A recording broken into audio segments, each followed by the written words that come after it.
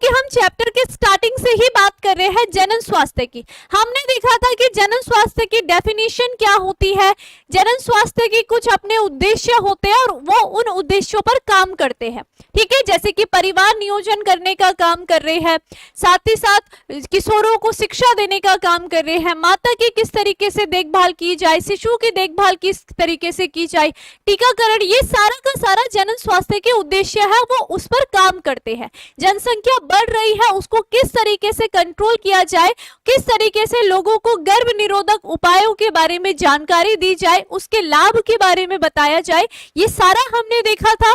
हमने देखा था अगर किसी को अनचाही प्रेगनेंसी हो जाती है तो उस केस में भी यहाँ पर क्या किया जा सकता है, गर्भपात किया जा सकता है, तो वो भी हमने एमटीपी के अंतर्गत पढ़ा था।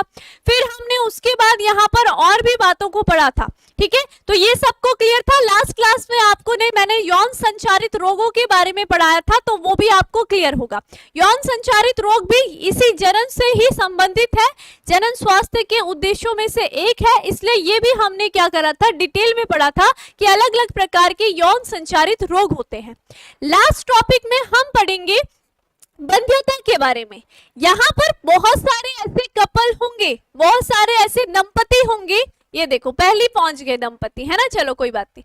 तो बहुत सारे ऐसे निराश कपल रहते हैं जो क्या चाहते हैं, जो इच्छुक है कि हम क्या करें, अपनी संतति का निर्माण करें, यानी कि संतति को जन्म दे, लेकिन यहाँ पर ये पॉसिबल नहीं हो पाता है। कुछ ऐसे कारण हो जाते हैं जिसके कारण वो जो माता है या वो पिता है वो संतति को जन्म नहीं दे पाते हैं। तो आज की क्लास में हमने पढ़ना है, तो ऐसे जो व्यक्ति होते हैं, जैसे कि कोई माता या अगर पिता किसी संतति को निर्माण नहीं कर पा रहे हैं, तो उन्हें हम कहते हैं कि वो किससे पीड़ित है, बंध्यता से पीड़ित है, इनफर्टिलिटी हो रही है उनमें। तो अब हमने क्या करना है, यहाँ पर साइंस का यूज करना है। यहाँ पर साइंस ने अलग अलग टेक्नोलॉजी निकाली है जिसके द्वारा वो ऐसे कपल जो कि संतति का निर्माण नहीं कर पा रहे हैं, जो कि असफल हो रहे हैं बार बार यहाँ पर संतति के निर्माण में, एक शिशु को जन्म देने के लिए, तो यहाँ पर साइंस ने उनके लिए एक वरदान बन करके आया है, वो उनको क्या करवाएगी, एक संतति देगी, है ना। लास्ट में हम टॉपिक में देखेंगे कि हम यहाँ पर टेक्नोलॉजी का यूज करेंगे और यहाँ पर ऐसे दंपतियों को एक शिशु देंगे, ठीक है। क्लियर है सभी को इतनी बात कि आज के टॉपिक में हमने पढ़ना है कि विश्व भर में ऐसे बहुत सारे दंपति होते हैं, कपल होते हैं, जो कि बार बार प्रयास करते हैं कि वो एक शिशु को जन्म दे, लेकिन वो किसी कारण से, ये जो कारण होते हैं ये दोनों की साइड से होते हैं, या तो महिलाओं में कुछ तरीके की कमी आपको नजर आती है, या तो वो पुरुष में किसी प्रकार की कोई कमी नजर आती है। यहाँ पर केवल महिलाओं को दोष देना बिल्कुल भी सही नहीं है। आप सभी को पता है कि पहले टाइम से ही, यानी कि जो भी व्यक्ति अशिक्षित रहे हैं, वो अगर किसी भी परिवार में अगर महिला संतति का निर्माण नहीं कर पा रही है, अगर उसकी शादी के 2 से 3 या 4 साल में अगर बच्चे नहीं हो रहे हैं, तो पूरा का पूरा दोष उस महिलाओं को दिया जाता है, उसको सुनाया जाता है कि तेरे बच्चे नहीं हो रहे हैं, है ना, आपने अक्सर सुना होगा। लेकिन यहाँ पर केवल ये क्या है, उन लोगों में अशिक्षा थी, यानी कि उनमें शिक्षा का अभाव था, इसलिए वो ये समझते थे। लेकिन यहाँ पर केवल महिलाओं को दोष देना सही नहीं है, क्योंकि इनके पीछे पुरुषों का भी उतना ही यहाँ पर योगदान रहता है। एक शिशु के जन्म ना होने पर महिला और पुरुष दोनों में ही यहाँ पर कमियों को देखा जाता है। तो ये भी आपको शिक्षा की, जब आप शिक्षा लेते हो तभी आपको पता चलता है कि किस तरीके से यहाँ पर हम केवल एक व्यक्ति को दोष ना दे, ठीक है, दोनों में ही कमियां हो सकती है, पुरुष में भी और महिला में भी। तो इनके बारे में भी हम आज की क्लास में चर्चा करेंगे। तो चलिए फिर स्टार्ट करते हैं आज के इस बहुत ही इंटरेस्टिंग से टॉपिक के लिए। और साथ ही साथ इन टेक्नोलॉजी के बारे में आपके एग्जाम में बहुत बार क्वेश्चन पूछे जाते हैं, और इस टॉपिक में ज्यादा से ज्यादा आपके पास फुल फॉर्म वाले क्वेश्चन पूछे जाते हैं। फुल फॉर्म काफी ज्यादा पूछी जाती है, तो इस पे भी हमने ध्यान देना है, ठीक है। तो चलिए पहले हम थोड़ा सा बुक की लैंग्वेज देख लेते हैं कि क्या क्या यहाँ पर थोड़ा सा इंट्रो दिया गया है। देख रहे हो, ये बड़ी दुखी है, ये बार बार क्या है, यहाँ पर कोशिश कर रहे हैं कि हम क्या करें, शिशु का निर्माण करें, लेकिन यहाँ पर नहीं हो रहा है, ठीक है। यानी कि इनमें क्या है, या तो क्या नहीं हो रही होगी, निषेचन की क्रिया नहीं हो पा रही हो रही है ना, सेक्सुअल इंटरकोर्स के बाद में निषेचन नहीं हो पा रहा होगा, अंडाणु शुक्राणु किसी कारण की वजह से नहीं मिल पा रहे होंगे, या फिर इनके क्या होंगे, जनन अंग में, ठीक है, यानी कि महिला और जो पुरुष होंगे उनके जनन अंग में किसी प्रकार की कमी होगी, ठीक है, या वो अपरिपक्व होंगे। होंगे, कुछ इस तरीके के रीजन हो सकते हैं इनमें इनफर्टिलिटी होने के। तो अब ये बहुत ज्यादा परेशान है, इनको लास्ट में हमें खुश करना है एक संतति दे करके, विज्ञान के द्वारा भी और दूसरा तरीका भी मैं आपको बताऊंगी, ठीक है। तो इसको हमें खुश करना है कि कैसे हम इनको अपने पढ़ाई के थ्रू यहाँ पर क्या करेंगे, संतति देंगे, ठीक है। तो चलिए फिर देखते हैं, बंध्यता के बारे में चर्चा किए बिना जनन स्वास्थ्य पर चर्चा अधूरी है, ठीक है। तो आपने देखा कि शुरू से आप जो जो टॉपिक पढ़ रहे हो वो आपकी रियल लाइफ के लिए बहुत ज्यादा इंपॉर्टेंट है, सारे के सारे टॉपिक, और उन्हीं में से ये टॉपिक भी बहुत ज्यादा आपका क्या है, इंपॉर्टेंट टॉपिक है। इसके बारे में आप पढ़ने के उद्देश्य के साथ साथ क्या अपने रियल लाइफ को में भी कनेक्ट करोगे तो बहुत ज्यादा इंपॉर्टेंट है, ठीक है। भारत सहित पूरी दुनिया में बहुत से दंपति बंध्य है, अर्थात उन्मुक्त या असुरक्षित सहवास के बावजूद भी वे बच्चे को पैदा नहीं कर पाते, यानी कि उनको पैदा करने में असमर्थ है। तो इसलिए हम उनको क्या कहा जाते कहते हैं, वो क्या है, बंध्य है। बंध्य नर है या बंध्य माता है, क्योंकि वो संतति का निर्माण नहीं कर पा रहे हैं। ये बात क्लियर है, ठीक है। चलो अब आ जाओ यहाँ पर, अब हम क्या बात कर रहे हैं, ये जो यहाँ पर कारण की बात कर रहे हैं, आखिर एक बंध्य होने का कारण क्या है। ये जो बंध्यता है ना, बंध्यता के कारण है क्या, आखिर ये माता पिता एक संतति का जन्म क्यों नहीं कर पा रहे हैं। तो सबसे पहले यहाँ पर हम बात करते कि जज करते हैं। पुराने टाइम पे अगर किसी महिला और पुरुष की शादी हो जाती थी तो उस समय यहाँ पर क्या कहा जाता था, 1-2 साल के अंदर ही यहाँ पर उसको पॉइंट आउट कर लिया जाता था कि यार इसके तो बच्चे ही नहीं हो रहे, पता नहीं क्या ही महिला में कमी होगी, है ना। तो सबसे पहले यहाँ पर कारण जो होंगे वो कोई भी कारण हो सकता है, या तो मादा में किसी प्रकार की कमी हो सकती है, और या तो क्या हो सकता है, पुरुष में, ठीक है, नर में किसी प्रकार की कमी हो सकती है। तो दोनों को ही यहाँ पर क्या दिया जाएगा, बराबर का यहाँ पर हकदार माना जाएगा कि अगर क्या है शिशु नहीं हो रहा है तो दोनों के दोनों जिम्मेदार है, ठीक है। दूसरी बात ये ध्यान रखनी है कि हम किसी भी कपल को इस बेस पर यहाँ पर जज नहीं करेंगे कि इसकी शादी को अभी 1 साल हुआ है, 2 साल हुआ है और इसके बच्चे नहीं हो रहे, क्योंकि बहुत सारे ऐसे कपल है, अब बहुत सारे क्या है, शिक्षित कपल हो गए हैं, दंपति क्या है, बड़ी शिक्षित है, तो वो अपने प्लान को खुद ही डिसाइड करती है। उन्हें पता है कि गर्भ निरोधक उपाय है, हम उनका यूज करके हम जब मर्जी हम बच्चे पैदा कर सकते हैं, है ना। तो यहाँ पर हम क्या करेंगे, या फिर अगर किसी भी दंपति की शादी को 1-2 साल हो रहा है तो हम उसको जज नहीं करेंगे, ठीक है। तो ऐसे जो व्यक्ति होंगे उनको हम ये नहीं कहेंगे कि वो बंध्यता से पीड़ित है, ठीक है, क्योंकि वो उनकी स्व इच्छा है कि उनको कब बच्चा चाहिए, क्या पता वो अभी 5 साल बाद चाह रहे होंगे, 6-7 साल बाद चाह रहे होंगे, है ना। तो उस दौरान वो क्या कर रहे होंगे, गर्भ निरोधक उपायों का उपयोग कर रहे होंगे और उसकी उनकी इच्छा के अनुसार वो अभी बच्चे को जन्म नहीं देना चाहते, तो वो बंध्यता से पीड़ित नहीं है। लेकिन कुछ ऐसे कपल है जो क्या है, जैसे शादी हो गई उसके कितने 2 से 3 साल बाद, है ना, वो बहुत ज्यादा प्रयास कर रहे हैं कि हम क्या करें, एक शिशु को जन्म दे, तो वो क्या नहीं कर पा रहे हैं, संतति का निर्माण नहीं कर पा रहे। यानी कि जो इच्छुक दंपति है अगर वो चाहती है कि हम संतति का निर्माण करें लेकिन नहीं हो पा रहा है, तो ऐसे जो व्यक्ति होंगे, ऐसे जो दंपति होंगे, उनको हम क्या कहेंगे कि वो किससे पीड़ित हो रखे हैं, बंध्यता से हो रखे हैं, ठीक है। तो ये आपने ध्यान रखना है। अब यहाँ पर इसके कारण क्या है, आखिर बंध्यता होने के कारण क्या है, तो मैंने क्या कहा, नर और मादा दोनों ही बराबर के जिम्मेदार है, ठीक है। तो कारण अगर हम देखते हैं वो क्या हो सकते हैं, शारीरिक कारण हो सकते हैं, ठीक है, शारीरिक कारण हो सकते हैं, ठीक है, प्रतिरक्षात्मक कारण हो सकते हैं, ठीक है, प्रतिरक्षात्मक रूप से अगर कमजोर है या शारीरिक रूप से कोई कमजोर, यानी कि उसका मतलब क्या है कि अगर किसी के जनन अंगों में किसी तरीके की एबनॉर्मलिटी है, यानी कि जैसे कि जो नर होगा उसकी शुक्रवाहिनी में किसी तरीके का ब्लॉकेज होगा, तो उसकी शुक्रवाहिनी से जो शुक्राणु होगा वो बाहर कैसे आ पाएगा, है ना। कुछ ऐसी मादाएं होंगी जिनका गर्भाशय परिपक्व नहीं होगा, उसमें किसी तरीके से कोई कमी होगी, है ना, तो उस तरीके से वो कैसे गर्भ धारण कर सकती है। या कुछ ऐसी महिलाएं होंगी जो अंडाणु का निर्माण नहीं कर पाती है, तो वो कैसे गर्भ धारण करेगी, क्योंकि आप सभी को पता है ना, जब तक क्या होगा, नर के पास शुक्राणु और मादा के पास अंडाणु होगा और इन दोनों का जब संलयन होगा तभी जाकर के कोई भी कपल क्या करेगा, एक संतति का निर्माण करेगा।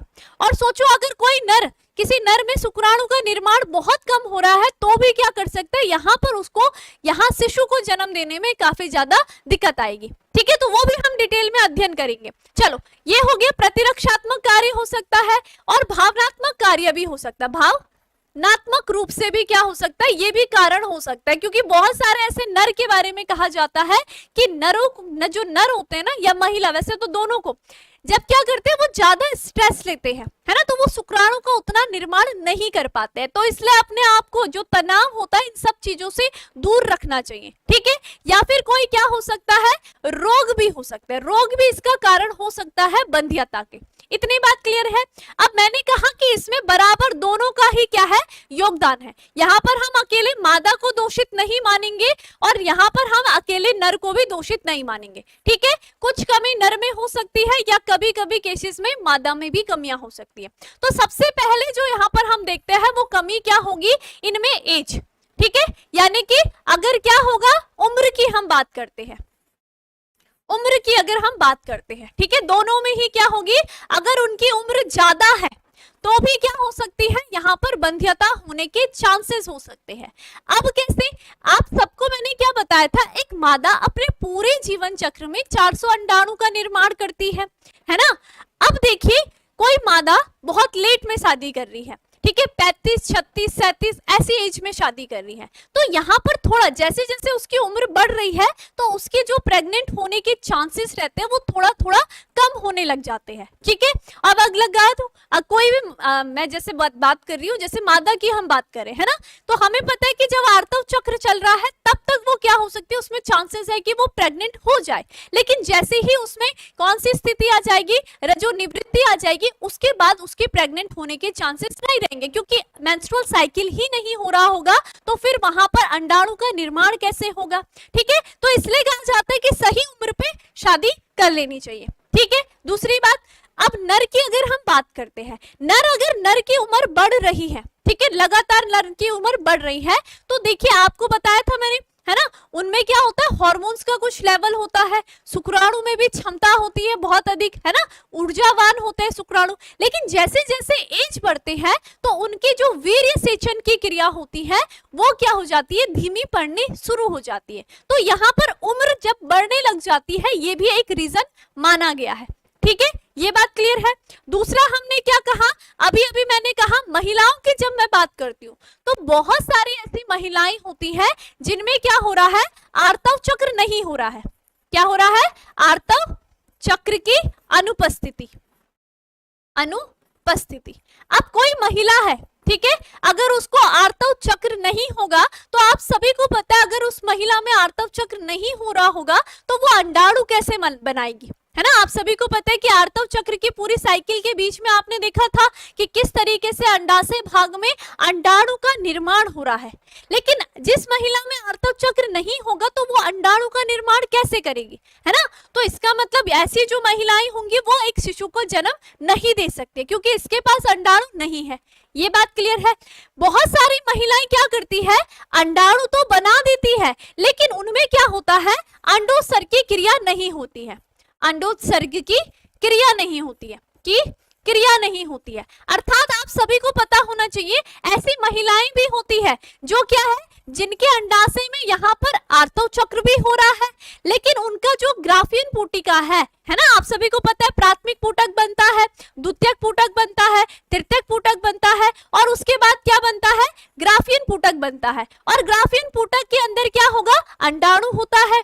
ठीक है, लेकिन अब आप सभी को पता है कि वहां पर क्या होगा, बॉडी में हार्मोन्स लेवल होता है ना, एलएच सर्च जब होता है तो ग्राफियन पुटिका फटनी चाहिए, लेकिन कुछ महिलाओं में ये हार्मोन्स का जो डिसबैलेंस होता है उसके कारण क्या हो जाएगा, ये एलएच सर्च नहीं हो पाता है और यहाँ पर जो ग्राफियन पुटिका है जिसको फटनी चाहिए थी, जब ये फटेगी तो यहाँ पर कौन सी क्रिया होती है, अंडोत्सर्ग की क्रिया होनी चाहिए। लेकिन ऐसे महिलाओं में क्या होता है, ग्राफियन पुटक के अंदर अंडाणु वैसे ही बना रहता है। ठीक है, यानी कि अंडोत्सर्ग की क्रिया ही नहीं होती है, ये अंडाणु फट करके फैलोपियन ट्यूब तक जाता ही नहीं है। और यही क्या होते हैं, हर महीने क्या होंगे, ये ग्राफियन पुटक इन अंडाणु के साथ बनते ही रहते हैं और यहाँ पर क्या हो जाती है, इस अंडाशय में सिस्ट जैसी संरचना बन जाती है।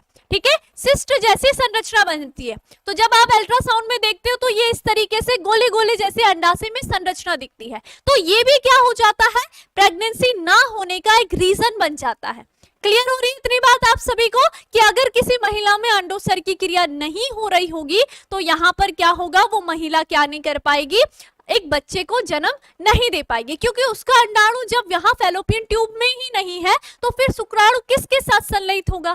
क्लियर हो रही है सभी को ये बात, सभी को क्लियर। ठीक है, और क्या रीजन हो सकते हैं, कुछ महिलाओं में ऐसा भी हो सकता है कि उनकी जो फैलोपियन ट्यूब रहती है, यानी कि हम ये कह सकते हैं कि अगर किसी भी जनन अंग में, ठीक है, जनन अंग में अगर किसी तरीके की क्या है, अपरिपक्वता है, या फिर हम कह सकते हैं किसी तरीके की कमी है, जैसे कि क्या हो सकता है, फैलोपियन ट्यूब में अगर किसी तरीके का ब्लॉकेज हो सकता है ना। और अगर कोई ब्लॉकेज है ना, फैलोपियन ट्यूब इस तरीके की संरचना है, कभी कभी क्या हो जाता है, यहाँ पर भी सिस्ट बन जाता है। सिस्ट यानी कि कुछ जैसे कि हम कहते हैं कि यहाँ पर कोई यहाँ पर क्या होगा, सिस्ट का निर्माण हो जाता है। ठीक है, तो आप देखो अगर अंडाणु यहाँ पर है भी और शुक्राणु यहाँ से आ भी रहा होगा, ये सिस्ट मध्य में उपस्थित है, तो ये यहाँ पर इन दोनों की कभी भी निषेचन की क्रिया नहीं होने देगा। तो इस तरीके से भी यहाँ पर क्या हो जाएगी, जो ऐसी महिलाएं होंगी वो क्या नहीं हो पाएगी, प्रेग्नेंट नहीं हो पाएगी। ठीक है, क्योंकि यहाँ पर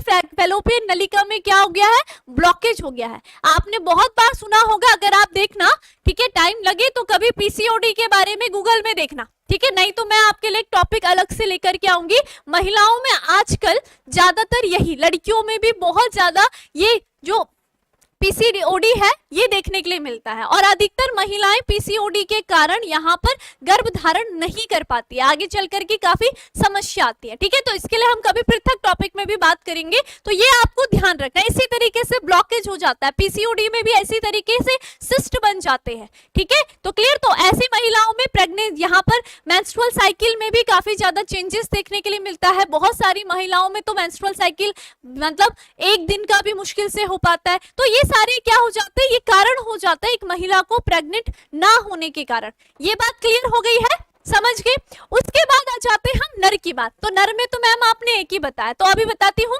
नर में क्या हो सकता है, जैसे कि मैंने कहा, अगर किसी नर की एज लगातार बढ़ती रही है तो धीरे धीरे उसकी जो वीर्य सेचन की क्रिया है, ठीक है, वीर्य सेचन की क्रिया है वो क्या होने लग जाती है, कम होने लग जाती है। ठीक है, उसकी जो क्षमता होती है वो कैसी होने लग जाएगी, कम होने लग जाती है। तो ऐसे जो नर होंगे वो जब अपने शुक्राणु को मादा तक नहीं पहुंचा पा रहे हैं, मादा की फैलोपियन ट्यूब तक नहीं पहुंचा रहे हैं, तो इसका मतलब यहाँ पर निषेचन की क्रिया नहीं हो सकती है। तो यहाँ पर गलती किसकी हो गई, नर की हो गई, है ना। उसकी गलती मतलब कि यहाँ पर नर में कमी होने के कारण यहाँ पर कोई भी कपल क्या होगा, यहाँ संतति का निर्माण नहीं कर पाएगा। या फिर क्या हो जाता है, कभी कभी नर को खासकर कहा जाता है कि जो अपना प्राथमिक अंग वृषण होता है ना, क्या होता है, जो नर के जनन अंग होते हैं, ठीक है, जनन अंग जो होंगे, अगर उसमें क्या होती है, किसी प्रकार की चोट लग जाती है, ठीक है, वृषण की खासकर बात करते हैं कि वृषण को काफी ज्यादा सुरक्षित रखना पड़ता है। तो यहाँ पर अगर किसी नर में चोट लग जाती है तो यहाँ पर भी उसका प्रभाव उसके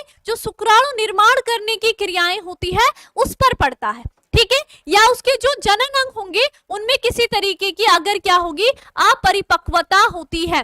ठीक है, तो ये भी क्या हो जाएगा, एक रीजन हो जाएगा कि ऐसा जो नर होगा वो क्या कहलाता है, बंध्य नर कहलाता है। तो इनमें मैं लिख देती हूँ यहाँ पर, ये कैसी मादा है, बंध्य मादा।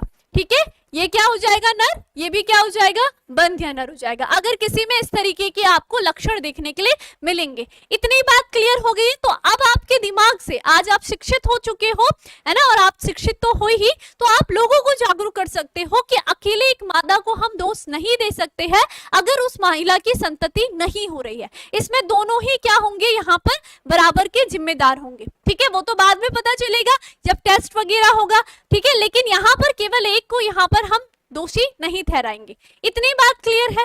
ठीक है, तो ये हमने जाना। अब हम यहाँ पर क्या बात करेंगे, हम यहाँ पर बात करेंगे कि अब क्या करा जाए। ये जो यहाँ पर कुछ इस तरीके से हमारे पास जो बंध्य दंपति है, अब उनको हम संतति क्या दी जाए।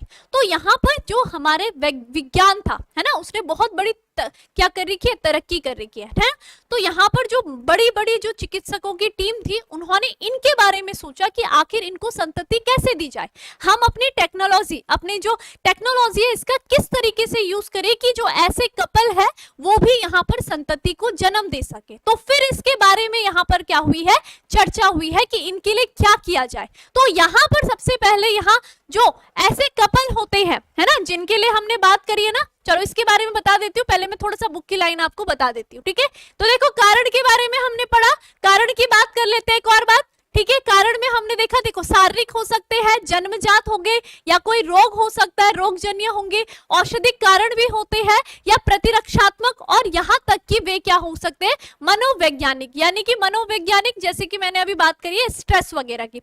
स्ट्रेस मत लिया करो ज्यादा, है ना, आ रहा है स्ट्रेस तो लंबी सांसें लो, ठीक है, ठंडा पानी पियो और स्ट्रेस को दूर करो, कोशिश करो कि स्ट्रेस से आप लोग दूर रहो, ठीक है, और खासकर इस अवस्था में तो, ठीक है। भारतवर्ष में प्राय दंपति में बच्चा ना होने का दोष स्त्रियों को ही दिया जाता है, जबकि प्राय ऐसा नहीं होता है। यह समस्या पुरुष साथी में भी हो सकती है। तो ये बात आपको क्लियर हो गई है कि केवल अकेले मादा को दोष नहीं दिया जाएगा, इसके लिए बराबर हकदार कौन होगा, पुरुष भी होता है।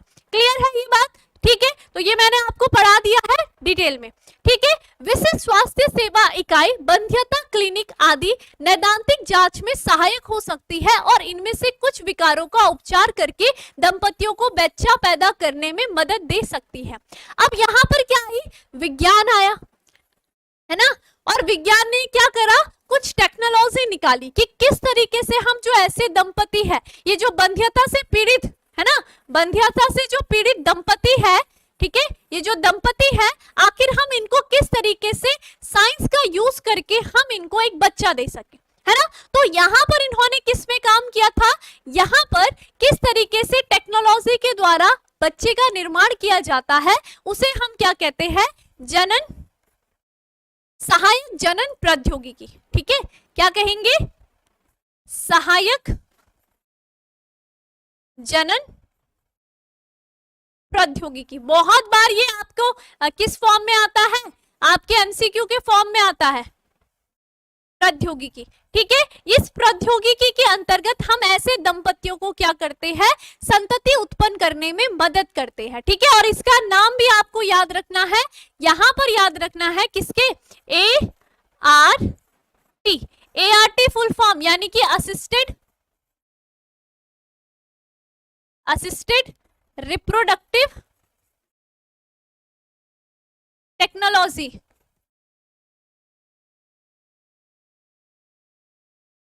ठीक है। तो ये आपको ART, ये फुल फॉर्म आपको याद रखनी है। देखो क्या बोल रहा है ये, देखो क्या करता है कि हमने क्या करा है, विज्ञान का यूज किया है और ऐसे दंपति जिनको चाहिए बच्चा, उन्हें हम बच्चा दिलवा सकते हैं। यानी कि फिर भी यहाँ जैसे कि ऐसे दोषों को ठीक करना संभव नहीं है, वहां कुछ विशेष तकनीकी द्वारा उनको बच्चा पैदा करने में मदद की जाती है और ये तकनीकी क्या कहलाएगी, सहायक जनन प्रौद्योगिकी यानी कि ART कहलाती है। तो ART के अंतर्गत ये तकनीकी क्या कहलाती है, संयुक्त रूप से, ठीक है, ये क्या कहलाएगी, ART कहलाती है। और इसके अंतर्गत कुछ ऐसी तकनीकें होती है जिससे कि हम ऐसे कपलों को बच्चा देते हैं, बच्चा बना करके दे देते हैं या फिर उनके बच्चे पैदा करने में मदद करती है। तो वो सारी की सारी जो टेक्नोलॉजी के बारे में हम एक एक करके पढ़ने वाले हैं, वो सारे के सारे किसके अंतर्गत आते हैं, असिस्टेड रिप्रोडक्टिव टेक्नोलॉजी के अंतर्गत, सहायक जनन प्रौद्योगिकी के अंतर्गत। ये आपको फुल फॉर्म बहुत अच्छे तरीके से याद रखनी है। इतनी बात क्लियर है, ठीक है। अब यहाँ पर देखो, ये जो प्रौद्योगिकी का उपयोग किया जाएगा ना, सबसे पहले इसमें क्या की जाएगी, जांच की जाएगी। यानी कि यहाँ पर व्यक्ति जो भी दंपति होगा उसको कहाँ जाना पड़ेगा, बाबा जी के पास नहीं जाना पड़ेगा। आपने बहुत बार देखा होगा ना, जैसे कि गाँव में देखते हैं तो क्या होता है, कि जैसे अगर संतति नहीं उत्पन्न हो रही है तो वो किसी बाबा जी के पास जा रहे हैं ना, और बाबा जी दे रहे उन्हें चुरमा चुरमा और लो पोटली बांध करके, है ना, ये धागा दे दिया वो दे दिया, और फिर क्या कर दिया कि जाओ भाई, और पैसे भी लूट लिए, है ना। तो ये सब क्या है, अंधविश्वास है। तो अंधविश्वास में ना जा करके कहां जाओ, सबसे पहले किसी विशेषज्ञ के पास जाओ, यानी कि चिकित्सक के पास जाओ, उनके पास इनके क्या है, समाधान है। तो जब वो क्या करेंगे, जांच करेंगे, है ना, जब वो क्या करेंगे, जांच करेंगे, तभी जाकर के ही तो कुछ समस्या का समाधान मिलेगा। जब समस्या पता चलेगी चिकित्सक को तो वो उसका समाधान निकालेंगे। अब बाबा जी के पास जाओगे, उनको क्या पता कि आपका रिप्रोडक्टिव सिस्टम क्या है, वो कैसे काम कर रहा है ना, वो जादू मंत्र छू मंत्र गिली गिली हाँ और हो गया जी बच्चे, है ना। तो देखो, तो इसलिए ऐसे काम में अगर कोई दंपति ऐसा है तो अंधविश्वास से बच करके आप कहां जाओ, पहले एक चिकित्सक के पास जाओ, पहले वहां पर क्या करो, अपनी जांच करो कि कहां पर कमियां आ रही है ना। तो फिर वो आपको राय देंगे कि क्या क्या चीजें हैं, क्या समस्या है, और फिर वो आपकी मदद भी करेंगे क्या करने के लिए, इस समस्या के समाधान के लिए। ठीक है, समझ में आ गया। हाँ, तो गिली गिली गप्पा से बच के रहना है आपने।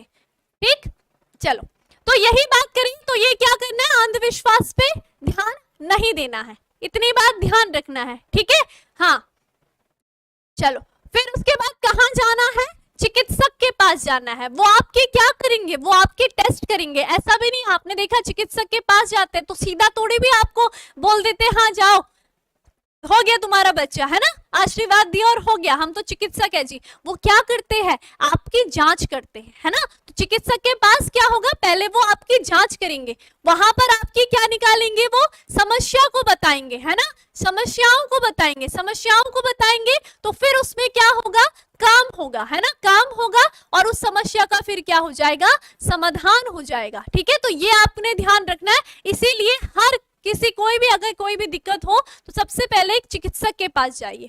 ठीक है, हाँ, चलिए अब हम चलते हैं। जब हम चिकित्सक के पास आ गए तो अब चिकित्सकों ने क्या क्या यहाँ पर उपाय निकाले हैं, तो हमने क्या पढ़ा, जनन सहायक प्रौद्योगिकी के अंतर्गत आपको ये सारी की सारी फुल फॉर्म को ध्यान रखना है।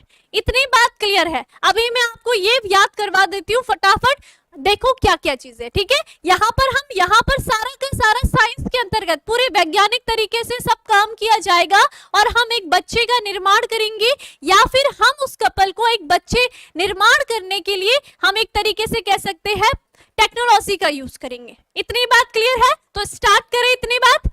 हाँ, ठीक है, समझ में आ गया इतना तक, वेरी गुड। हाँ हाँ ठीक है, गुड इवनिंग सभी को, सभी को क्या बीच बीच में जुड़े हुए हैं। ठीक ठीक,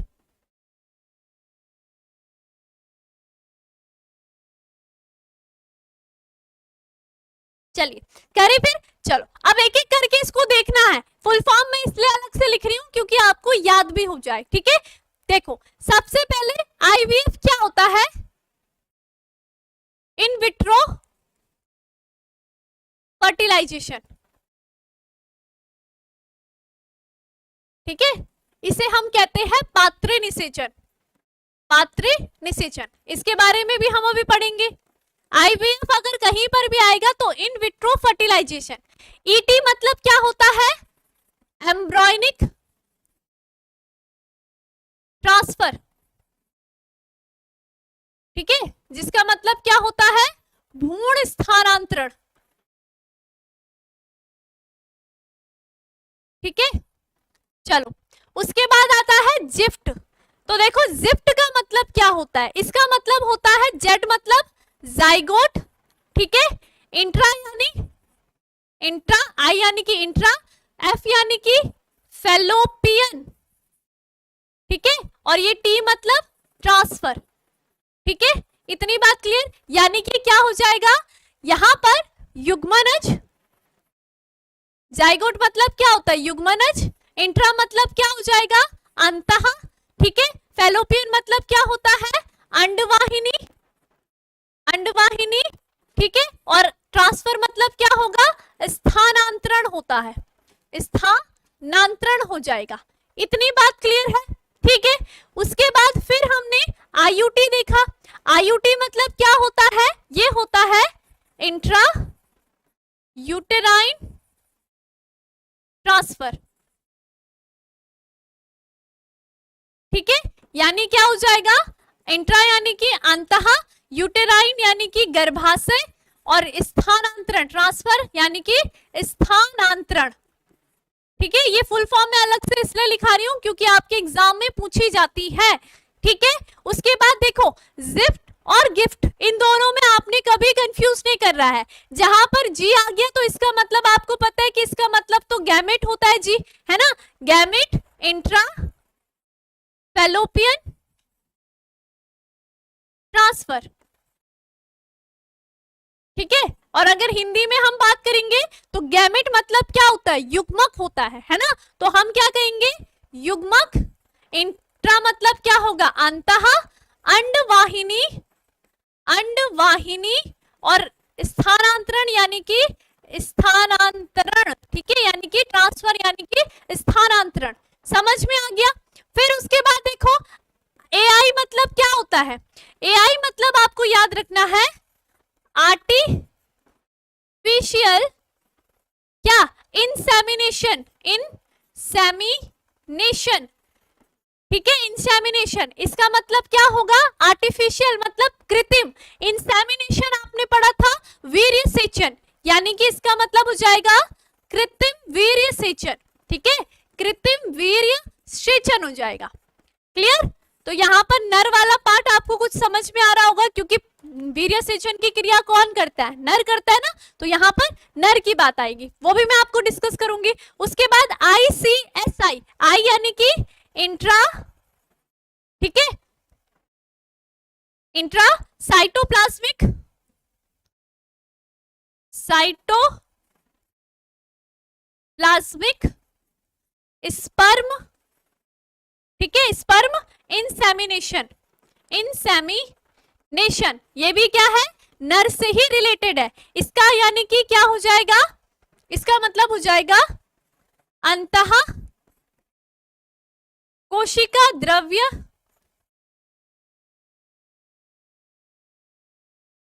कोशिका द्रव्य या साइटोप्लाज्मिक शुक्राणु वीर्य सेचन।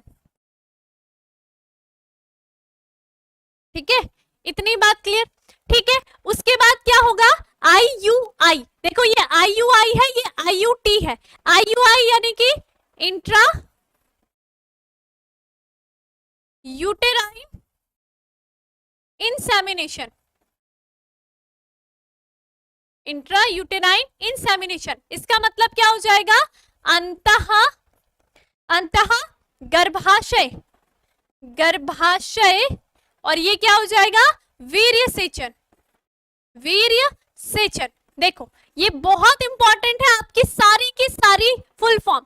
कितने बच्चों को थोड़ा थोड़ा ध्यान आ गई, अभी इनके बारे में हम डिटेल पढ़ेंगे, इसलिए मैंने अलग से पहले ये लिख दिया है ताकि आप लोग जब आप नोट्स बनाओ या आप अपने एग्जाम की तैयारी करो तो आप इस पेज को एक बार देख लो। क्लियर हुआ आप सभी को। पहले IVF, ET, gift, IUT, GIFT, AI, ICSI, IUI, ये बात क्लियर है। ठीक है, अब हम डिटेल करते हैं। देखो ये जो IVF है, ET है, जिफ्ट है, IUT है, ये आपको एक साथ ही पढ़ने हैं।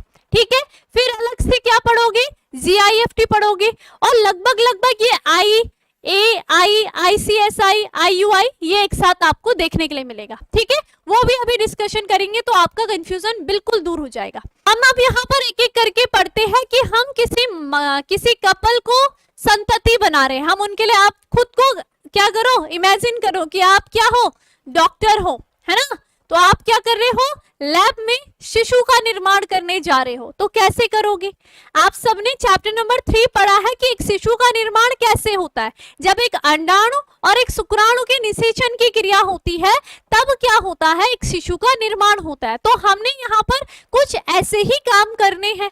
ठीक है, चलो सबसे पहले आपका पूछा गया है यहाँ पर क्या, पात्र निषेचन पूछा गया, जिसे हम कहते हैं in vitro fertilisation, in vitro fertilisation. ठीक है, पहले तो इसका मतलब होता क्या है इसके बारे में मैं आपको बता देती हूँ। दो प्रकार की चीज आप पढ़ते हो, एक पढ़ते हो आप इन विट्रो फर्टिलाइजेशन और दूसरा होता है इन वीवो फर्टिलाइजेशन।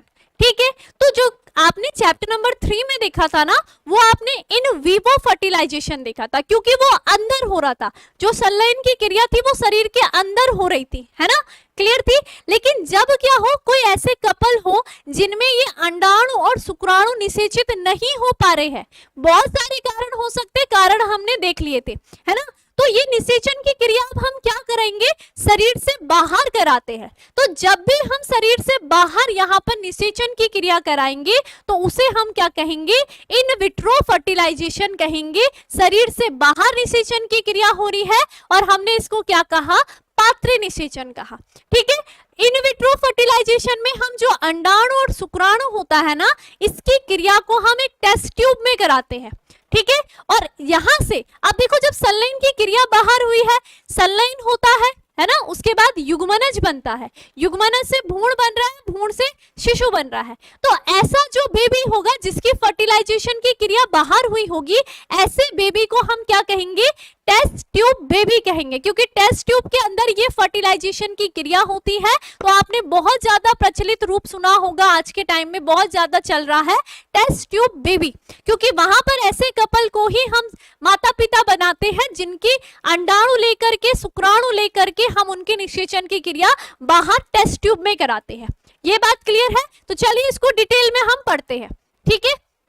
देखो, आईवीएफ का मतलब क्या होता है, इन विट्रो फर्टिलाइजेशन, अर्थात शरीर से बाहर लगभग शरीर की जैसी परिस्थितियां उत्पन्न करके। अब देखो, शरीर के बाहर तो हम टेस्ट ट्यूब में कर रहे हैं, लेकिन हमें ये बात का ध्यान रखना है कि उस टेस्ट ट्यूब के अंदर ऐसी परिस्थितियां होनी चाहिए जैसे कि मादा के जनन अंग फैलोपियन ट्यूब में होती है, वही ताप, वही सारी परिस्थितियां होनी चाहिए उस टेस्ट ट्यूब के अंदर, तभी जाकर के वहां पर क्या होगा, निषेचन की क्रिया होती है। तो पात्र निषेचन क्या होता है, शरीर से बाहर शरीर जैसी परिस्थितियां उत्पन्न करके अंडाणु और शुक्राणु के निषेचन की क्रिया से उत्पन्न शिशु को हम क्या कहेंगे, यहाँ पर टेस्ट ट्यूब बेबी कहेंगे। लेकिन यहाँ पर आपको क्या है, जैसी परिस्थितियों के द्वारा भ्रूण स्थानांतरण एक ऐसा उपाय हो सकता है। तो चलिए, इस विधि में, जिसे लोकप्रिय रूप से टेस्ट ट्यूब बेबी कार्यक्रम से भी जाना जाता है, इसमें हम प्रयोगशाला में पति या दाता स्त्री के अंडे से और पति तथा दाता पुरुष के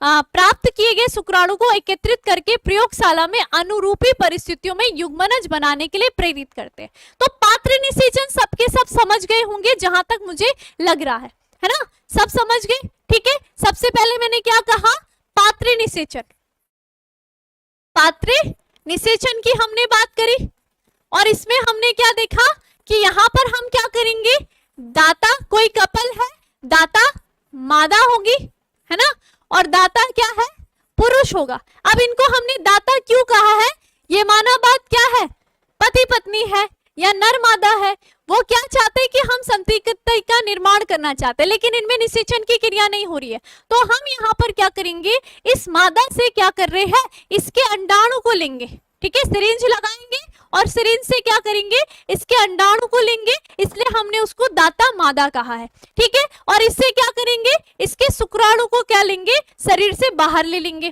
ठीक है। अब ये जो अंडाणु और शुक्राणु है, इसको क्या करेंगे, हमारे पास क्या है, एक टेस्ट ट्यूब है जिसमें हमने क्या करी है, शरीर जैसी परिस्थितियां उत्पन्न करी है, शरीर जैसी परिस्थितियां उत्पन्न करी है, ठीक है।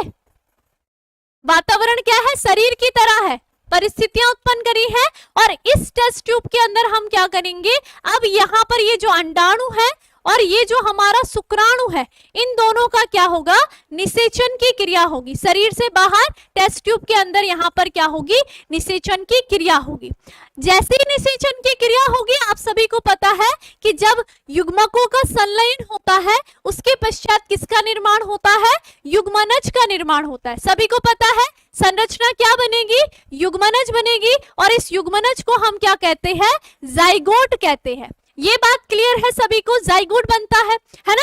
अब आगे देखो कि आगे क्या होता है, हमने जाइगोट बना दिया, ठीक है, हमने क्या करा, जाइगोट बना दिया, हमारे पास क्या आया था, लास्ट जाइगोट बना है उस टेस्ट ट्यूब के अंदर, ये जाइगोट बना है, ठीक है। हमारे पास यहाँ पर क्या है, वो जो दाता मादा थी ना, वो दाता मादा यहाँ पर है, और उस दाता माता का मैं क्या बना रही हूँ, रिप्रोडक्टिव सिस्टम को बना रही हूँ।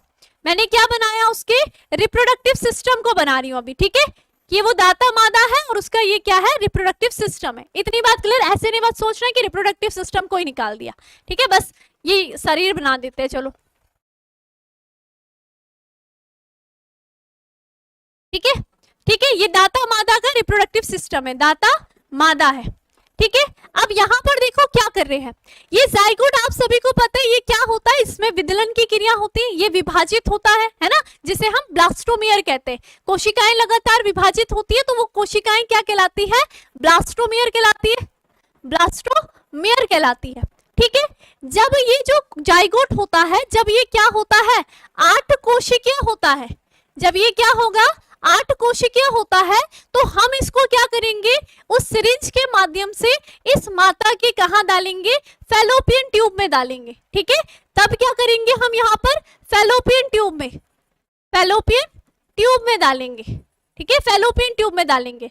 और ऐसी माता, जो वो माता थी उसका सब कुछ परफेक्ट था, उसके जनन अंग बिल्कुल अच्छे तरीके से काम कर रहे थे, बस उनमें कमी क्या थी कि निषेचन की क्रिया नहीं हो रही थी। तो हमने सिर्फ बाहर करा क्या, निषेचन की क्रिया, बाकी आगे का जो काम था, जो वो जाइगोट बाहर पर 8 कोशिकीय जब वो बना था, तो हमने 8 कोशिकीय इस जाइगोट को लेकर के मादा की कहां डाल दिया, फैलोपियन ट्यूब में डाला। और अब वो माता के फैलोपियन ट्यूब में रह करके आसानी से क्या होगा, विभाजित होगा, भ्रूण में परिवर्तित होगा, गर्भाशय से अंतरोपित होगा और फिर क्या करेगा, एक शिशु का निर्माण करेगा। लेकिन फर्टिलाइजेशन बाहर हुआ है, तो ऐसे यानी कि अगर 8 कोशिकीय अब हम क्या कर रहे हैं, जाइगोट को फैलोपियन ट्यूब में ट्रांसफर करते हैं, तो इस प्रोसेस को हम क्या कहते हैं, जिफ्ट कहते हैं। जिफ्ट किसे कहेंगे, इसी को कहते हैं। आपको पहले मैंने बताया ना, एक हमने जिफ्ट पढ़ा था, यानी कि जाइगोट इंट्राफैलोपियन ट्रांसफर। हमने क्या करा, जाइगोट को अंतः यानी कि अंदर, किसमें, फैलोपियन ट्यूब, यानी कि फैलोपियन ट्यूब में क्या कर दिया, ट्रांसफर कर दिया है। तो इस प्रोसेस को हम कहते हैं जिफ्ट। कॉन्सेप्ट क्लियर है, ठीक है। दूसरा क्या होता है, अगर ये क्या होगा, 8 कोशिका से अधिक होगा, 8 कोशिका से अधिक अगर क्या होगा, ये ब्लास्टोमेयर होता है, तो फिर ये क्या कहलाएगा, भ्रूण कहलाता है ना। फिर ये क्या संरचना कहलाएगी, ये तो भ्रूण बन जाती है ना, 8 कोशिका से अधिक संरचना भ्रूण हो जाएगी, ठीक है। तो फिर हम क्या करेंगे, इस भ्रूण को लेकर के कहा, हम यहाँ गर्भाशय में क्या कराएंगे, इसको स्थानांतरित करेंगे। इस मादा के 8 कोशिका से अधिक अगर माना बात, उसकी फैलोपियन ट्यूब थोड़ी सी यहाँ कहीं ब्लॉकेज है, और हमें क्या करना है, इस 8 कोशिका से अधिक भ्रूण को सीधा कहाँ डालना है, गर्भाशय में डाल रहे हैं, ठीक है। तो फिर क्या होगा, इस प्रोसेस को हम क्या कहेंगे, IUT कहेंगे। इस प्रोसेस को क्या कहेंगे, IUT कहेंगे। IUT का मतलब क्या होगा, इंट्रा यूटेराइन ट्रांसफर, यानी कि हमने क्या करा, अंतः गर्भाशय स्थानांतरण कर दिया। इस 8 कोशिका से अधिक भ्रूण को हमने कहां डाल दिया है, मादा के सीधा गर्भाशय में डाल दिया है, और इस प्रोसेस को हम क्या कहेंगे, IUT कहेंगे। कितने बच्चों को ये बात समझ में आ गई है, क्लियर हो गया है।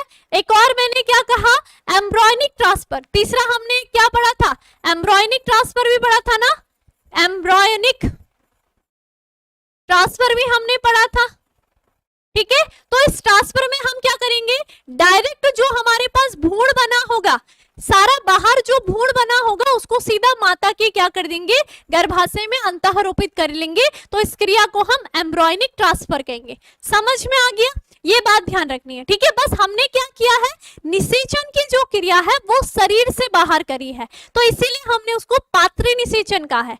लेकिन जो बेबी बनेगा उसको हम टेस्ट ट्यूब बेबी कहेंगे, क्योंकि उसका जो जन्म हुआ है वो किसमें हुआ है, जब हमने क्या करा है, बाहर निषेचन की क्रिया करी है, ठीक है। तो इस तरीके से आपको दिख रहा है, ऐसे नहीं कि टेस्ट ट्यूब में बैठा रखा है बेबी को, नहीं, हमने सिर्फ वहां पर निषेचन की क्रिया बाहर करी, और बाकी क्योंकि वो मादा के जनन अंग बिल्कुल अच्छे थे, अच्छे प्रकार से कार्य कर रहे थे, बस निषेचन की कमी हो रही थी, इसलिए उस कमी को हमने बाहर करा। और वापस जो युग्मनज था, अगर हम फैलोपियन ट्यूब में डालेंगे तो उसको जिफ्ट कहेंगे, अगर हम उसके गर्भाशय में डालेंगे तो उसको IUT कहेंगे, ठीक है। और अगर एक भ्रूण को हम सीधा ही अंतरोपित गर्भाशय में कर रहे हैं तो उसको एम्ब्रॉयनिक ट्रांसफर कहेंगे। समझ में आ गया, बहुत इजी है। तो 3 टॉपिक आपके यहीं पर क्लियर हो गए। जिफ्ट आपको पता चल गया है, ठीक है, IUT आपको पता चल गया है, और ET भी ये सेम ही होते हैं, ET भी आपको पता चल गया है, क्लियर, ठीक है। चलो उसके बाद आ जाओ आगे।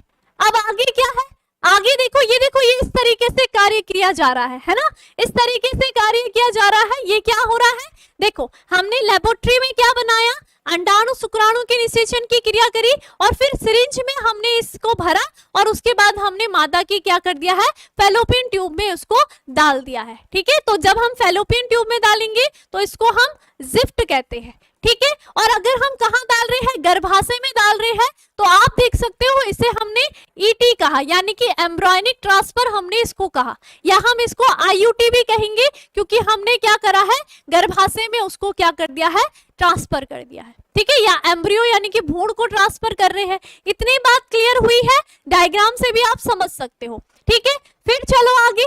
आगे हमने क्या पढ़ा, उसके बाद हमने देखो यही बात लिखी है, इस युग्मनज का प्रारंभिक भ्रूण यानी कि 8 ब्लास्टोमियर तक को फैलोपियन नलिका में स्थानांतरित किया जाता है, जिसे क्या कहेंगे, युग्मनज अंतः डिंब वाहिनी स्थानांतरण अर्थात जाइगोट इंट्रा फैलोपियन ट्रांसफर कहते हैं। ठीक है, जो भ्रूण 8 ब्लास्टोमियर से अधिक होता है तो उसे हम परिवर्धन हेतु गर्भाशय में स्थानांतरित कर दिया जाता है, इसे हमने इंट्रा यूटेराइन ट्रांसफर कहते हैं, आईयूटी कहते हैं। ठीक है, जिन स्त्रियों में गर्भाशय की समस्या रहती है, अब कुछ स्त्रियों में गर्भाशय की समस्या होगी तो उनकी सहायता के लिए हम जीवी निषेचन यानी कि इन विवो फर्टिलाइजेशन यानी कि स्त्री के भीतर ही युग्मकों का संलयन करते हैं।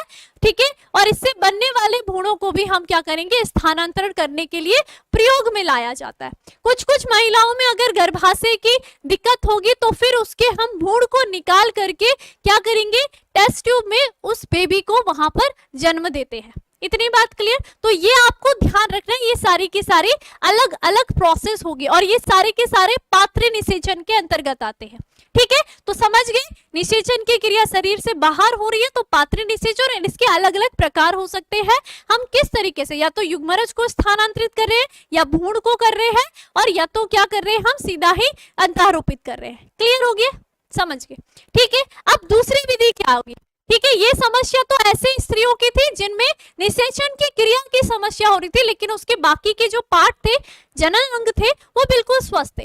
लेकिन कुछ ऐसी महिलाएं होती हैं, ठीक है, दूसरा हम पढ़ रहे हैं गिफ्ट की बात करें। गिफ्ट मतलब क्या होता है, तोहफा होता है ना, आप गिफ्ट अपने दोस्तों को देते हो, है ना, तो यहाँ पर भी कुछ इस तरीके की क्रिया होगी। यहाँ पर भी आप क्या कर रहे हो, एक तरीके से तोहफे से याद करना है आपने। ठीक है, यहाँ पर आप क्या करोगे, किसी को गिफ्ट दोगे। अब क्या गिफ्ट दोगे ये तो मैं आपको बताऊंगी। ठीक है, तो ये जो गिफ्ट वाला हम बात कर रहे हैं ना, इस टेक्नोलॉजी का यूज कब किया जाता है, अभी मैंने बताया अगर महिला में किस तरीके की कमी होगी, उस महिला में या तो क्या नहीं हो रहा होगा, अंडाणु का निर्माण नहीं हो रहा, अंडाणु का अगर निर्माण नहीं कर पा रही है, ठीक है, या फिर उसमें क्या नहीं हो पा रहा है, अंडोत्सर्ग नहीं हो पा रहा है, तो हम यहाँ पर क्या करेंगे, गिफ्ट टेक्नोलॉजी का प्रयोग करेंगे। अब गिफ्ट में होता क्या है, गिफ्ट में माना बात हमारे पास महिला है ना, ये महिला है, ठीक है, दुखी है, ठीक है, दुखी है, ठीक। अब इसका क्या है, जनन अंग बिल्कुल अच्छा है, बिल्कुल क्या है, इसके जनन अंग जो है वो क्या है, एकदम परफेक्ट है। ठीक है, बस यहाँ पर कमी क्या आ रही है कि इसमें क्या हो रहा है, अंडाणु का निर्माण नहीं हो रहा है, अंडाणु का निर्माण नहीं हो रहा है। लेकिन इसके जो फैलोपियन ट्यूब है, इसका जो गर्भाशय वो बिल्कुल परफेक्ट है। ठीक है, अंडाणु का निर्माण नहीं हो पा रहा है, या फिर इसमें क्या हो रहा है, अंडोत्सर्ग की क्रिया नहीं हो पा रही, अंडोत्सर्ग क्रिया नहीं हो रही है। ठीक है, तो फिर हमें यहाँ पर क्या करना पड़ेगा, इस महिला को, ये जो महिला है इसको हमें कुछ गिफ्ट देना पड़ेगा, है ना। और ये जो गिफ्ट देता है ये कोई दूसरा ही दे सकता है, गिफ्ट तो आपको कोई और ही देता है ना, ऐसे तो नहीं खुद को खुद से गिफ्ट दे दिया, है ना। तो हम यहाँ पर क्या करेंगे, गिफ्ट को देंगे, और ये गिफ्ट कौन देगा, इसको कोई दूसरी महिला देगी। ठीक है, कोई दूसरी महिला अपने अंडाणु को देगी, ये कोई दूसरी महिला है, ठीक है, जो क्या कर सकती है, जिसके अंडाणु यहाँ पर बहुत ही अच्छे तरीके से बन रहे हैं। तो ये जो महिला है, ये महिला क्या करेगी, अपने अंडाणु को इसको क्या देगी, गिफ्ट देगी। ठीक है, तो यहाँ पर क्या होगा, इसके जो अंडाणु होंगे, अंडाणु यानी कि एग होता है, जिसे हम क्या कहते हैं, युग्मक कहते हैं ना, अंडाणु को क्या कहते हैं हम, युग्मक कहते हैं। और युग्मक को इंग्लिश में क्या कहते हो, गैमेट कहते हो ना। तो गैमेट को ये क्या करेगी, इस महिला को देगी, है ना। और देखो जो चिकित्सक होते हैं वो इस दाता महिला, अब इसका नाम क्या हो जाएगा, दाता मादा, ठीक है। और ये कौन है, ग्राही मादा है जो इसके अंडाणु को लेंगी। तो चिकित्सक क्या करते हैं, कुछ ऐसी महिलाओं को जो अपने अंडू दे सकती है, उन महिलाओं के अंडाणु को लेंगे सिरिंज पे, और उस अंडाणु को लेकर के, अंडाणु को यानी कि उस युग्मक को लेकर के ऐसी महिला जो संतति चाहती है उसके फैलोपियन ट्यूब में क्या कर देते हैं, ट्रांसफर करते हैं। तो यहाँ पर गिफ्ट यानी कि गैमेट यानी कि युग्मक हुआ है, कहाँ ट्रांसफर हुआ है, गैमेट इंट्रा यानी कि अंतः, कहाँ पर, फैलोपियन ट्यूब में, है ना। फैलोपियन कहाँ क्या हुआ है, ट्रांसफर हुआ है। तो इसलिए इसके फुल फॉर्म में ही इसका पूरा नाम आ जाता है क्या, युग्मक अंतः अंड वाहिनी स्थानांतरण। क्लियर हुआ आपको। तो यहाँ पर गिफ्ट देते हैं, कोई दूसरी दाता महिला क्या करेगी, ऐसी महिलाओं को क्या देगी, गिफ्ट देती है। इतनी बात क्लियर है, समझ गए होंगे, बहुत इजी है, ज्यादा कुछ नहीं है। तो इसी को पढ़ लो थोड़ा सा लाइन वाइज, देख लो क्या है।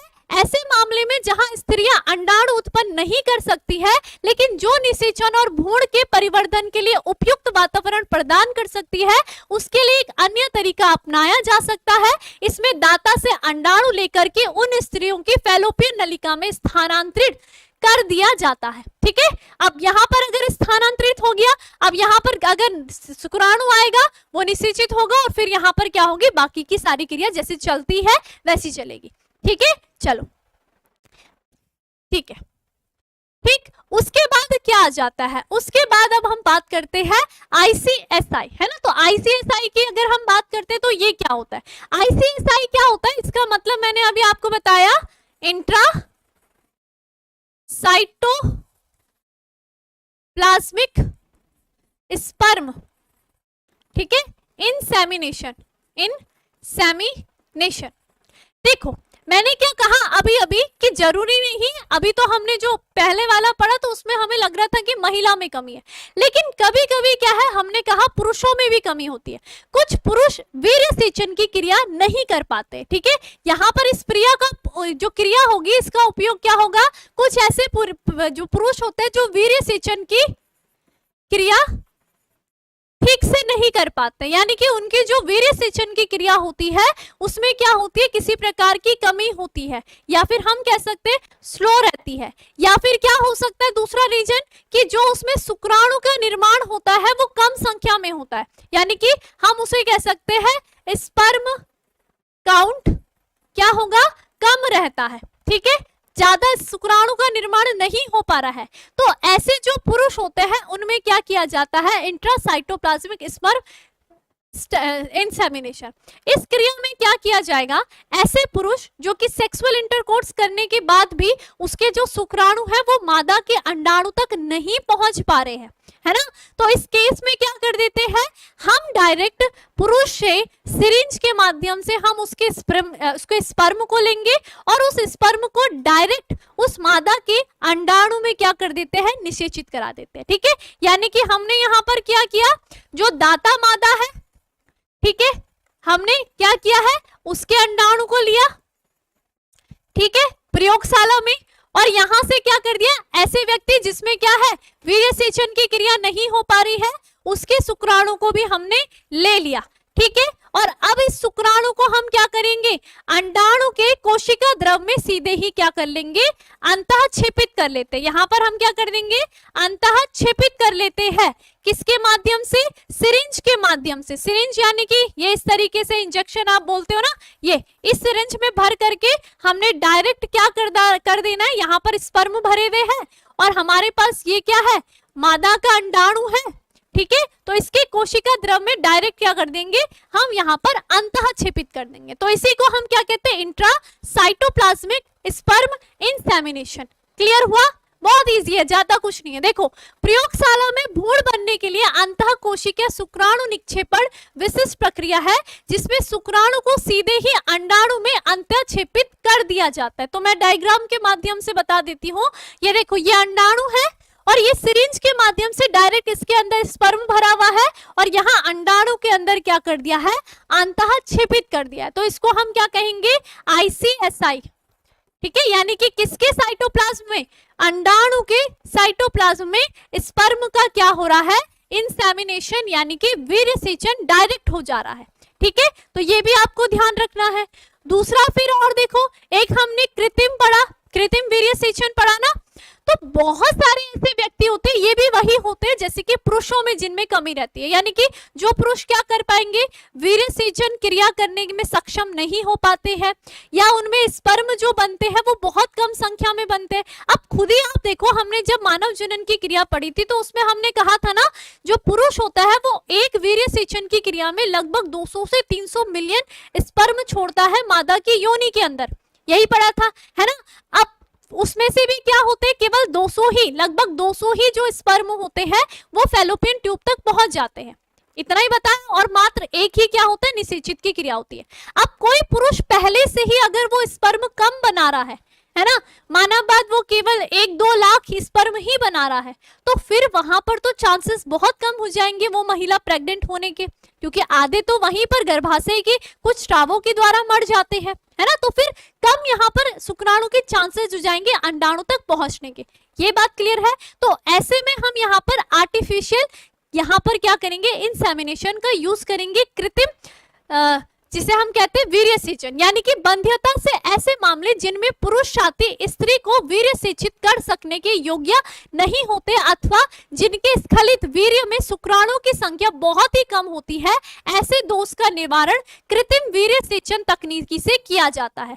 इस तकनीकी में पति या स्वस्थ दाता से शुक्राणु लेकर के कृत्रिम रूप से या तो स्त्री की योनि अथवा उसके गर्भाशय में प्रविष्ट किया जाता है, और इसे हम क्या कहेंगे, अंतः गर्भाशय वीर्यसेचन कहेंगे। कृत्रिम तरीके से कर रहे हैं तब तो हम इसको क्या कह रहे हैं, आर्टिफिशियल इंसेमिनेशन कह रहे हैं। और अगर हम उसका वीर्यसेचन की क्रिया मादा के गर्भाशय में करा रहे हैं तो इसको अंतः गर्भाशय वीर्यसेचन कहते हैं। समझ में आ गया, ठीक है। तो इसके डायग्राम से आप बहुत अच्छे से समझ सकते हो। वही बात है, देखो हमने क्या करा, एक सिरिंज ली, ठीक है, और ये सिरिंज में आप सभी को पता है इसमें हमने क्या करा, वो जो नर था जो क्या कर रहा है, वीर्यसेचन करने में सक्षम नहीं है, उसके शुक्राणु को भर दिया, ठीक है।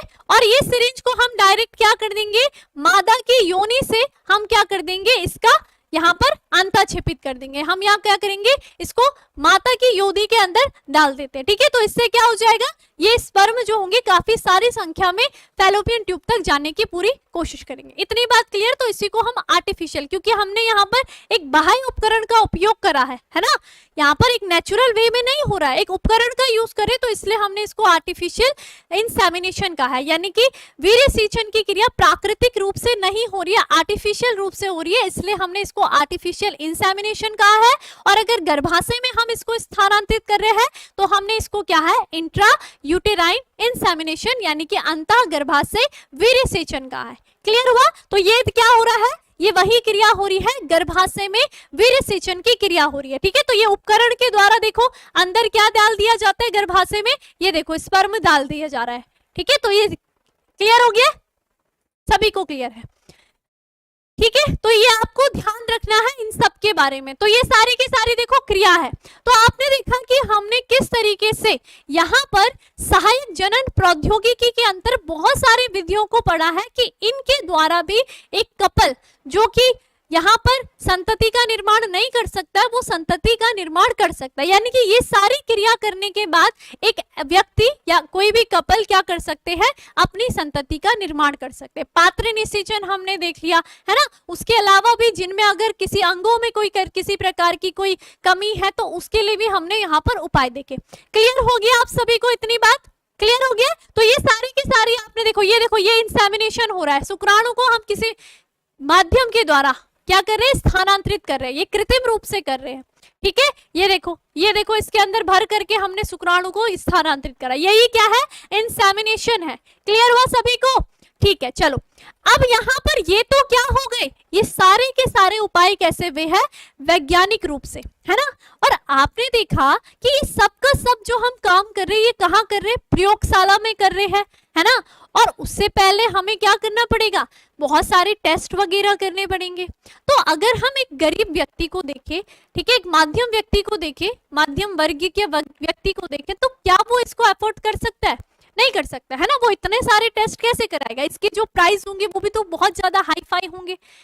तो यहाँ पर उनके लिए भी उपाय बताया गया है ना, मतलब कुछ ही लोग, क्योंकि ये जो टेक्नोलॉजी है ये बहुत ज्यादा महंगी है ना। और अभी भी देश भर में इसका यूज हर कोई नहीं कर पाता है, जो ज्यादा ही पैसे वाला होगा वही कर पाएगा, है ना। तो यहाँ पर वही बात करी है, इन सभी प्रक्रियाओं का अंतिम लक्ष्य संतान प्राप्ति है। ये तो आपने पढ़ लिया है कि सहायक जनन प्रौद्योगिकी का लक्ष्य क्या है, कि लोगों को, जो भी दंपति ऐसी है वंध्यता से पीड़ित है, उनको क्या करे, संतति दे, ठीक है।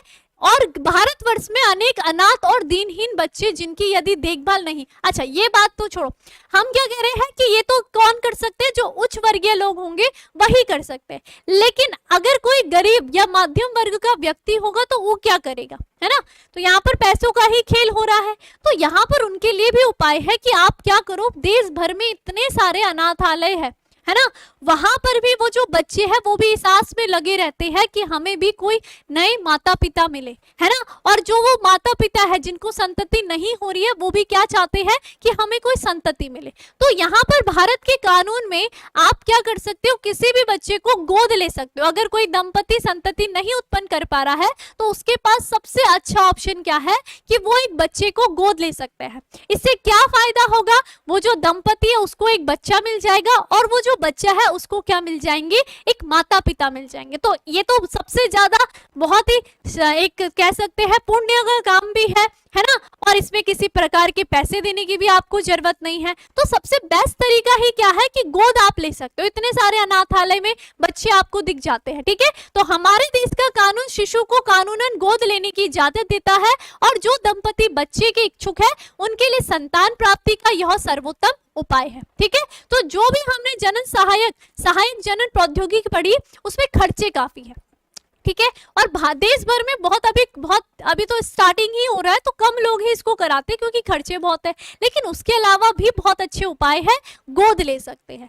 क्लियर हुआ। तो ये बहुत अच्छी चीज है कि ऐसे लाखों बच्चे हैं जो कि अब भी जाते हैं कि हम क्या करें, माता पिता को ले, ठीक है। माता पिता भी आए हमारे जीवन में, और जो माता पिता है वो भी चाहते हैं कि हम भी क्या करें, एक संतति ले, है ना। तो ये क्या हो सकता है, लास्ट में इस चैप्टर में हमने कहा कि जो जनन स्वास्थ्य चैप्टर है वो खत्म हो गया, तो एंडिंग भी कैसी होगी, खुशहाल होगी। जो हमने बंध्यता पढ़ी थी, जो दंपति यहाँ पीड़ित थे कि उनका बच्चा नहीं हो पा रहा है, तो हमने इतनी सारी तकनीकी उन्हें बताई, और लास्ट में एक अच्छा उपाय भी बताया कि आप क्या करो, एक बच्चे को गोद ले सकते हो। बहुत अच्छा, एक पुण्य का काम है, और आप भी खुश और बच्चा भी खुश, है ना। तो इससे ज्यादा क्या चाहिए। तो ये क्या होगी, एक हैप्पी फैमिली बनेगी, ठीक है। तो ये चैप्टर की एंडिंग कुछ इस तरीके से होनी चाहिए। तो ये हमने लास्ट में क्या कर दिया है, जितना हमने पढ़ा, और लास्ट में हमने क्या कर दिया, एक दंपति को एक बच्चे दे दिए हैं, और बच्चे क्या हो गए हैं, खुश हो गए हैं, ठीक है। तो इस तरीके से आपका जो ये चैप्टर था ये खत्म हो गया है।